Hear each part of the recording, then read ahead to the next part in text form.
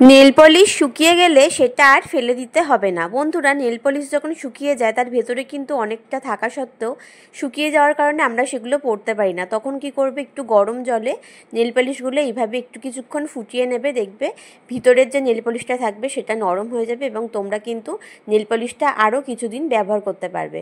তো এই দুটো নেল পলিশ দেখো আমি ভালো করে জলের মধ্যে একটু ফুটিয়ে নিয়েছি, ফলত দেখো ভিতরে যেটুকু ছিল সেটাও কিন্তু এখন অনেক দিন ধরেই ব্যবহার করা যাবে। তো এরপরে টিপসটা দেখে নাও।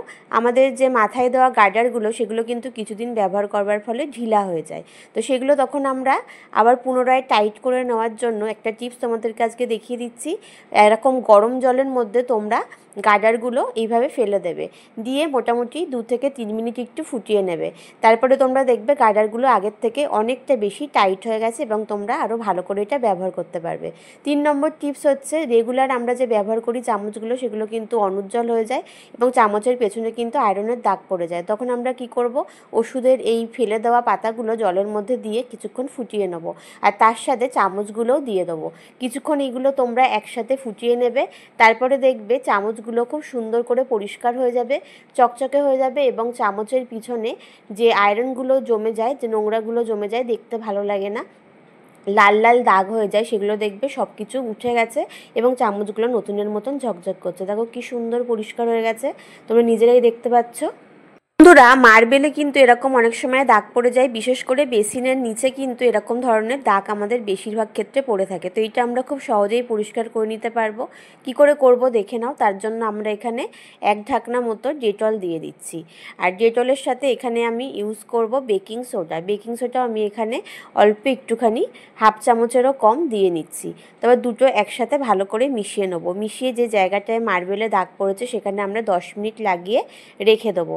আমি এখানে 10 মিনিট লাগিয়ে মিশ্রণটা রেখেছিলাম। তারপরে দেখো একটু ব্রাশ দিয়ে ঘষে নিতেই কি সুন্দর পরিষ্কার হয়ে যাচ্ছে। যতক্ষণ আমি এটা পরিষ্কার করে নিচ্ছি, চলো বন্ধুরা তোমাদের কিছু মূল্যবান কমেন্ট পড়ে নিই। কণিকা সান্যাল লিখেছেন, বড় সমস্যার সহজ সমাধান, ধন্যবাদ। আমি বাঘিহটি থেকে, আর 75 বছর বয়সের এক মহিলা, এতদিনেই প্রথম শিখলাম, দারুণ এই উপায়। অনেক অনেক ধন্যবাদ জেঠিমা, আমার অনেক প্রণাম এবং ভালোবাসা নিও। প্রিয়াঙ্কা দাস লিখেছে, খুব সুন্দর টিপস, আমি বেহালা পর্ণশ্রী থেকে দেখছি, তোমার ভিডিওগুলো খুব ভালো লাগছে। অনেক অনেক ধন্যবাদ। এরপর কমেন্ট করেছে ঈশানী রয় লন্ডন থেকে। আচ্ছা, তারপরে কমেন্ট করেছে রবীন চ্যাটার্জি, খুব ভালো লাগলো, একটা শেখার জিনিস।